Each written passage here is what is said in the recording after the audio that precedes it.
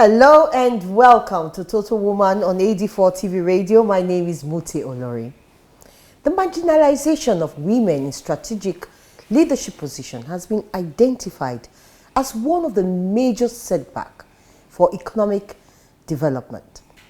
Women are participants in grassroots economic development, but their participation in decision-making processes, especially at the higher levels of government, has seen a decline in recent times, far below the recommended 35% minimum affirmative order.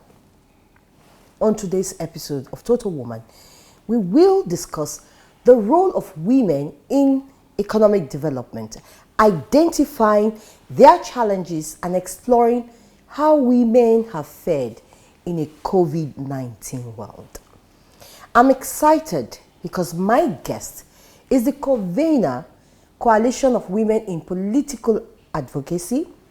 She is the Benue State Chair of the League of Women Voters of Nigeria, a member of the Nigerian Women Mediators Network, and a member of the Coalition of Benue Civil Society Network. Irene Ngunange Awuna, thank you for joining us. Thank you for having me, Muti. Thank you so much. So let's go straight to the business of today. Women, we all know and agree that they are tools for economic development and growth. So how have we fared in this COVID-19 world? Because that's our reality now. Yes. How would you say women have fared? Well, I want to first and foremost affirm that women are not only tools, they are also critical vehicles that kickstart economic development. Because in our own environment, the predominant economy that drives our GDP is agriculture and trade. And women are more, they have the highest percent 70% of participants in this environment. So they are actually those who ignite the economic development of our environment. Having said that, we have had, advantages and disadvantages in the COVID-19 environment. Women have been able to strategically leverage on the lockdowns that we had to improve economically. That is not to say that others did not lose their jobs, especially those who had white-collar jobs. For instance, those who were in the hospitality, line.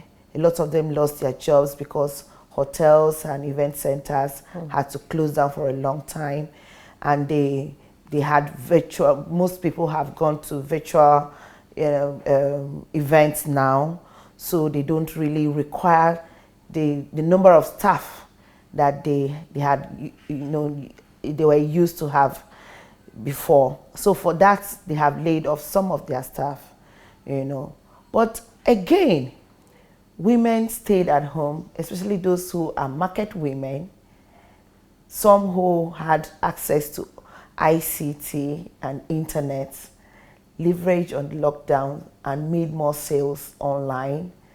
You can see that the awareness of buying online and selling online, became very high during the COVID-19.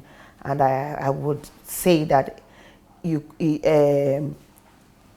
despite the fact that they were at home, some of them learned new skills. Those who didn't know how to use the internet to sell, learned how to do that, so they could be able to make some money. So in the COVID-19, women were able to learn new skills, that's one of it, then make money, to help develop the economy. And then a new, area of economy was developed, which was the internet buying and selling. So it's like it has been there anyway, but it was brought to limelight, and it's another opening for women to think about how to train more women to learn how to use the internet and, you know, make profits. Okay. With it. So COVID-19 opened another avenue for economic growth for women, another source of probably networking and getting to a larger scale or larger audience when it comes to the businesses. Okay, now let's go to the grassroots women, because like the 70% of women we were talking about that drives the economy, that's the vehicle, are those who are petty traders, those in the market, so those who have to depend on crops coming from another part of the country to where they are. We're talking about those women who you see hanging on top of the trailer, coming with tomato or other kinds of produce from other parts of the economy. How did COVID-19 affect those kind of women, or how did it change their economic landscape? Well, it's a sad one, because at the grassroots level, most market women went back to the farm, because those who had access to land, because the markets were closed, and some had to resort into hawking, you know, of their products, while others, you know, have gone out of business. So at that level, a lot of casualties, you know, were experienced.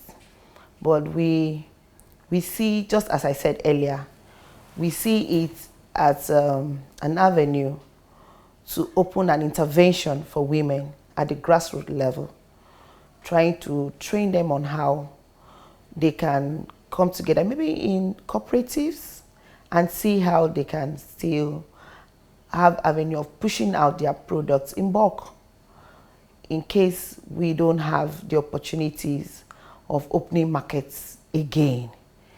Because when you know that there's an association of women who sell rice, and you know the head, and you need 20 bags of rice, you just get to the head, and she mops it up from all her members, and then sell it up to you. And even though they are not in the market, they will be able to sell a product. So at the grassroots level, it was actually very difficult. But, well, in some places where the sensitization was not very high, markets were still open. In the rural areas, that's down to the grassroots. Very, very, when I mean the grassroots, the ward levels, in those local villages, the markets were still open. People were still going to the farms. And I think if the Ministry of Agric does a very critical analysis of how Agric has fared in Nigeria within this COVID environment, they would say that there was an improvement, because even those who never went to the farm at all went to the farm, because they had time to do that, and the staying at home became very boring. And if you didn't want to become depressed, you know, you needed to do something different to add value to yourself and to the economy. So looking at it from both ways, women really had a significant growth. Yes. Even with the COVID-19. Yeah. Well, it is here with us. So let's look at economy generally for women. How do you think that over the years we have helped? Like you said, we are not just a tool, but we're the vehicle with which to drive a thriving economy. How do you think we have done so far? Yes, I can't say we've done excellently well, in as much as we play critical roles. There are limits, there are barriers that have kept, you know, the people of my gender within a specific, you know, an average, you know, percent, which is not supposed to be. We should also be able to achieve economic growth at the zenith of it, in a way that women will be able to sponsor other women in leadership position. We've not been able to achieve that we cannot you cannot make a list of 10 billionaire Nigerian women. You can't get that. And it doesn't mean that we don't have women who are hardworking, even in the industries, captain of industries, we have them. But there are lots of barriers.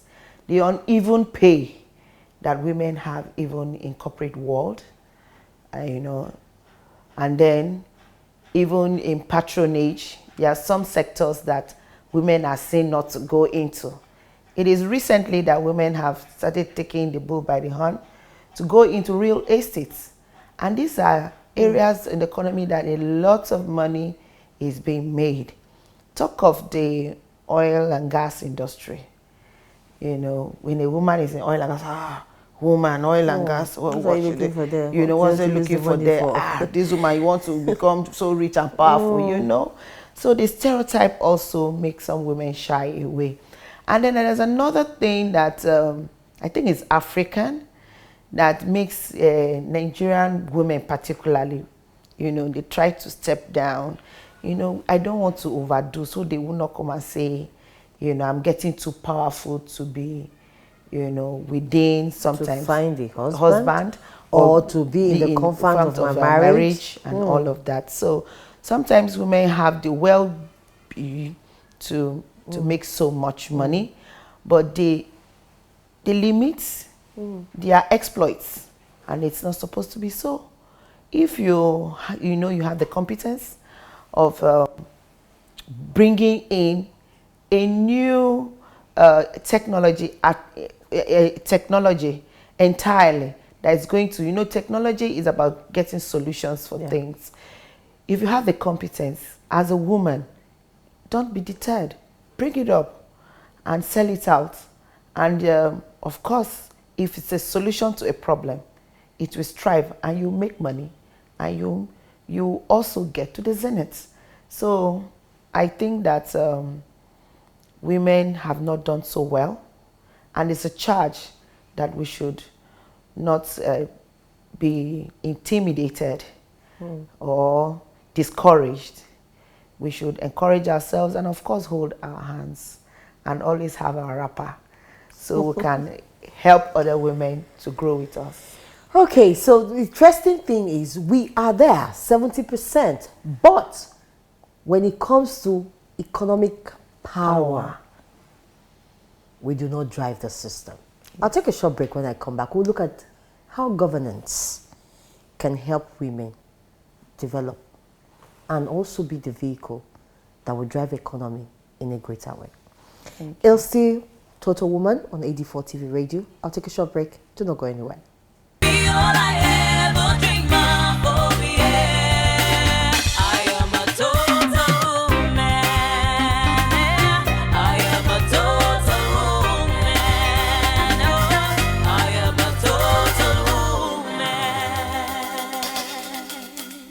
All right, welcome back. It's the Total Woman on AD4 TV Radio. My name is Mute, and my guest, Irene Iwuna, is still in the house. And we're looking at COVID-19 and women, economic development. How have we fared? So we identify governance, our challenges of women being in governance, having so much economic force and power has been a limitation for us. How do you think that, I don't know, is it the government, is it men, is it women? Because if you look at it, those who hold the power are more of the men, and those who do the work. You find out that women go to the grassroots, the women do the work, but who holds the money? The man. So how do we begin to change this narrative? Thank you. Women are strategic economic drivers, don't have assets. And that's the first thing. If anything about economy, if you don't have assets for investments, you would continue to wallow within a certain, percent of the economic environment. Nigerian women, don't, in some parts of this country, don't inherit. And then in other parts, they do inherit, but we don't own land. And you know, land is a critical asset for economic growth. You know that getting funding, which is a major part of investment, it's either you learn, you borrow, or you get grants, or you get loans. Here, if you go to the banks, they will ask you for collateral. Some programs initiated by government, Like the money, the market's money. Market money is not money that a woman can invest and change. It's still within the percentage that we are still talking about. If you go to Bank of Industries, for instance, to get money that will help a woman who wants to build a factory, for instance, she will be asked to bring a collateral. And those collaterals are houses, built.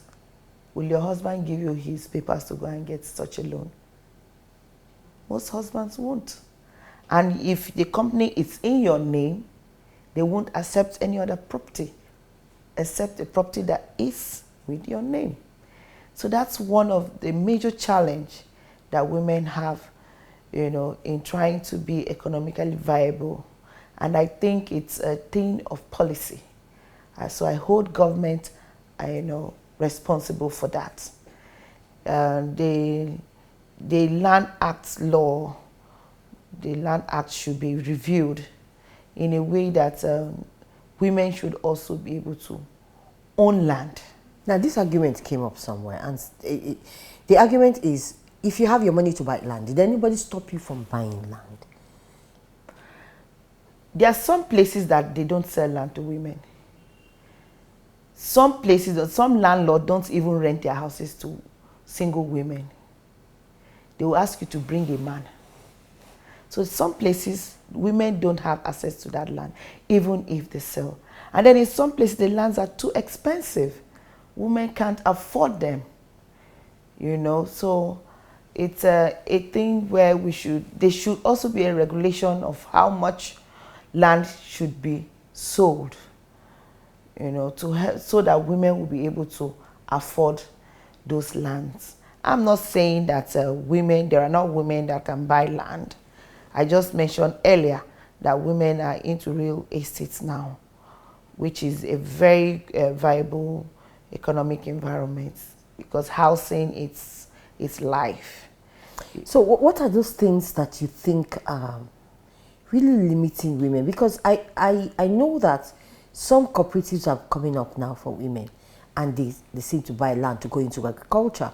Some cooperatives are coming up to say, okay, how do we build factories to help women? Now we're talking from produce to final products. Stable products. So those structures are coming in, but there are certain challenges that women are facing. I remember a case of women buying over 1,000 hectares, and suddenly herdsmen issues came up, and that was what the whole farm was burnt down, and these women are still struggling to see how they can pay back the loans that they got. So what role do you think that government communities can play to protect the little investments that women have been making? Yeah, I held government responsible earlier. I'm going to hold government responsible again for the insecurity, because the constitutional role of government is to secure lives and property of citizens. And I think that those in agriculture, women in agriculture in Nigeria has really suffered. I also suffered, the same fate. I've had my own rice farm burnt down as well. I did that with a friend, and since I believed that she was the one who had been doing that, we co-invested in that rice farm, and we lost it to herdsmen as well. They burnt down while others were harvesting. they came in, we were about to start harvesting, and they burnt it down. Yes, insecurity, apart from what government can do, community, the traditional rulers, they should have, you know, a community protection, you know, unit where they can collate intelligence reports and hand over to the police or other relevant organizations to help police their environment. I see that there's a lot of ungoverned space in Nigeria. And these spaces are places where these criminals and bandits, you know, have their hideouts. So I think we should have more border, you know, surveillance, and then, if possible, build a wall now. Let us have the borders are very porous, you know. So I think that will be very key in trying to see how the investments made the investments made in agri will be protected. And then investments in agriculture, it's something that helps not only the individual but the country. So Nigeria should be deliberate about agriculture. Those agricultural policies that are meant to stimulate the farmers, especially women, to do better. If a woman is into farming produce like tomatoes and she wants to expand, let her have opportunity to reach improved seedlings of tomatoes. Let her have opportunities to have greenhouses. You know, there's a lot of technology now in agri that you don't need to have so much land to have good produce, healthy foods in large quantity. And then let her be able to have good storage facility. You know, all of this can be achieved if government, you know, stimulates the agricultural environment with policies and then injects resources. Do we have a lot of women in mining? Yes, we have a lot of women in mining, but most of them are they are categorized as non-professional miners. Yes, like in North Central, the highest state that has women in mining is Nasarawa State. We have a lot of women in Nasarawa State that mine various kind of precious stones, and you see them breaking stones all the while, exposing themselves to dangers and all of that. But at the end of the day, when they sell those stones, the money goes to the men. Well, we need to find a way to solve that issue. But I don't know how we can do that now. Before I let you go, my guest, Irene, we've been really, you can see the passion with which she's talking about most of the things, challenges women face. So as we celebrate our victories in the pandemic and the space that have been opened to us, we still have our limitations that we can begin to catch on and see how we can improve. So let's talk about you and what you do, and let's see how what you do can also enhance women economically. Yes. On the platform, you know, I wear so many caps, and but my passion, it's women. So I try my best to see how a woman can grow economically in a peaceful environment.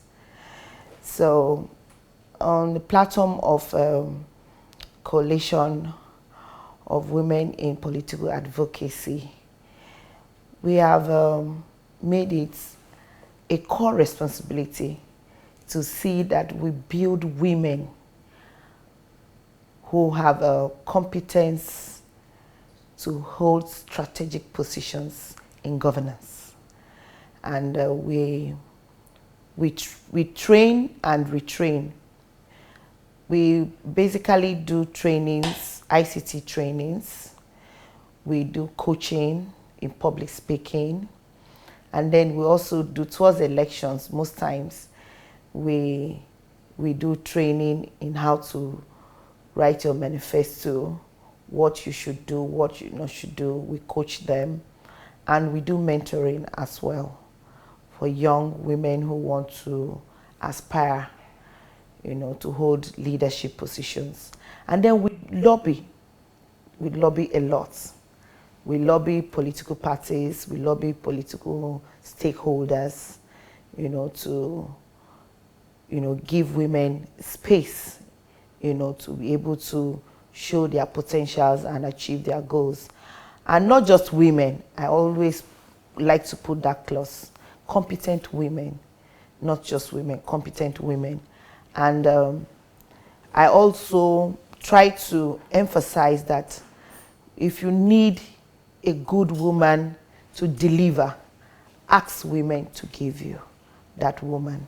Wow. Because if you have 50 women in a room and you ask them to bring out a leader among them, I bet you they will give you a very competent leader.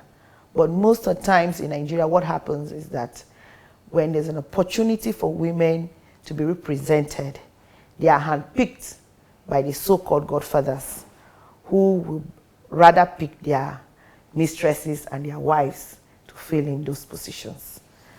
Like I said not earlier, regarding the competence. We will work towards sorting these men's issues, yes, and see the role they can play to help us, yes, other than take advantage to limit us. Yes. Thank you so much, Irene, for being my guest today. It's been an amazing session with you. Well, women are not just the tools for economic development, but they are the vehicle on which any economy will thrive. Let's give the woman the support she needs. And let's build women to own their own empire. And a strong woman is a strong nation. That's all for the program today. My name is Muti Olori. I'll be with you again next week. God bless you.